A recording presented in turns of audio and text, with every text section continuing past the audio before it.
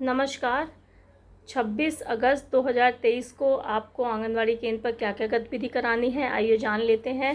तो पहले पीरियड में प्रार्थना कराने के बाद, स्वच्छता जांच के बाद आपको बच्चों के साथ चर्चा करनी है कि जो हमारे सहायक हैं, जो कि थीम चल रही है इस सप्ताह की, कि जो हमारे सहायक हैं उनके द्वारा कौन कौन से औज़ार प्रयोग में लाए जाते हैं। जैसे कि जो डॉक्टर होते हैं उनके द्वारा कौन सा औज़ार इट मीन्स वो कौन सा टूल यूज़ करते हैं। जैसे कि डॉक्टर हमको दवाई देते हैं, डॉक्टर हमारा हार्ट बीट चेक करते हैं, बच्चों के शब्दों में जो भी आला बोलते हैं अगर वो वैसे जानते हो तो उस शब्द को प्रयोग कीजिए। सुई लगाते हैं, इंजेक्शन लगाते हैं, प्लस जो पोस्टमैन होते हैं हमारी चिट्ठियाँ पहुंचाते हैं, जो नाई होते हैं वो कैंची से हमारे बाल कट करते हैं। ठीक है, इसी तरीके से हमें देखना है कि जो जो हमारे मददगार हैं वो कौन कौन से औज़ार इस्तेमाल करते हैं हमारा काम करने के लिए। तो बच्चों के साथ आपको ये डिस्कस करना है। फिर जो दूसरा पीरियड है तो बच्चों को 2 ग्रुप में अलग अलग बिठा लेना है। तो 3 से 5 साल के बच्चों के लिए पहला पीरियड तो स्वतंत्र खेल होगा, मतलब फ्रीली उनको खेलने देना है। जो इनका दूसरा पीरियड है, जैसे कि कल भी आपने यही किया था, क्रमबद्धता, लेकिन कल क्या था, आपने बड़े बच्चों को क्रमबद्धता सिखाई थी और इस बार क्या है, छोटे बच्चों को क्रमबद्धता सिखाना है। बहुत पहले स्तर से, मतलब फर्स्ट लेवल से आपको इनको सीक्वेंस सिखाना है। तो वही सेम गतिविधि है कि आप 2-3 चीज़ें अलग अलग साइज़ की ले लीजिए, फिर बच्चे को समझाइए कि कौन छोटा है कौन बड़ा है, किसको पहले रखा जाएगा या किसको बाद में रखा जाएगा। ये चीज़ बच्चों को सिखाना है। इसी तरीके से जो हमारे 5 से 6 साल के बच्चे हैं उनको क्या आपको बताना है, उनको वही है कि स्मेल का मिलान कैसे करना है। ये गतिविधि आप पहले कर चुके हैं। इसके लिए आप 4 कटोरी लीजिए, जिसमें से 3 कटोरी में एक जैसी सामग्री रखिए जो कि थोड़ी सी महकती हो। जैसे पिछली बार मैंने कहा था, आप धनिए की पत्तियां भी मसल के रख सकते हैं, पुदीने की भी रख सकते हैं, या जो भी खुशबू वाली चीज़ें हैं आप कुछ कुछ रख सकते हैं उसमें। ठीक है, और जो चौथी कटोरी होगी उसमें कुछ अलग चीज़ रखिए।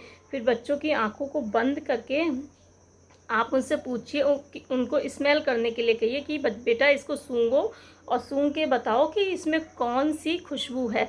मतलब इन कटोरियों में एक जैसी खुशबू वाली कटोरियाँ कौन सी हैं और ऐसी कौन सी कटोरी है जिसमें खुशबू जो है वो अलग है, उसको पहचानो।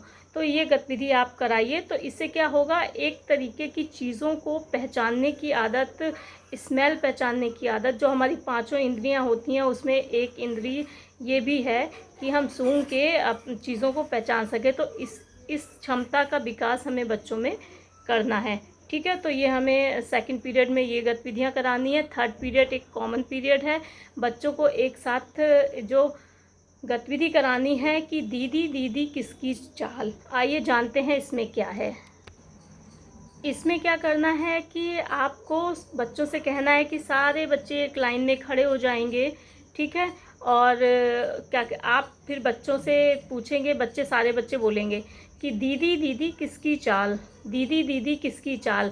और आप बच्चों से जिस भी पशु या पक्षी का नाम लेंगे, कि जैसे आज दीदी दीदी किसकी चाल, तो आंगनवाड़ी वर्कर कहेगी आज कुत्ते की चाल। तो ठीक है, तो वो बच्चा उसी की नकल करेगा और उसी की आवाज़ निकाल के आगे बढ़ेगा। इसी तरीके से फिर दूसरे बच्चे का टर्न आएगा, फिर बच्चे कहेंगे दीदी दीदी किसकी चाल, तो आंगनवाड़ी वर्कर कहेंगे अभी बिल्ली की चाल है। तो बच्चा म्याऊं म्याऊं करते हुए चारों, मतलब पैरों, दोनों हाथों दोनों पैर की सहायता से बिल्ली की तरह चलते हुए आगे जाएगा। ऐसे करके क्या होगा, बच्चों को जानवरों के बारे में नॉलेज होगी, वो आवाज़ कैसे निकालते हैं उसके बारे में नॉलेज होगी। आप हाथी की चाल कर सकते हैं, शेर की चाल कर सकते हैं, चीते की चाल कर सकते हैं, घोड़े की चाल कर सकते हैं।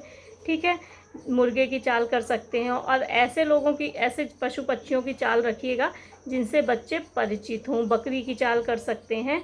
तो ये आप कर सकते हैं इस अब हमारा जो चौथा पीरियड है उसमें 2 ग्रुप बनाने हैं, और जो पहला 3 से 5 साल का ग्रुप है उनको अक्षर क्या कहते हैं आपको पहचानना सिखाना है। तो कौन सा अक्षर पहचानना सिखाना है, W, X, Y और Z। तो WXY और Z, ये 4 लेटर्स आपको इंग्लिश के इनको सिखाने हैं।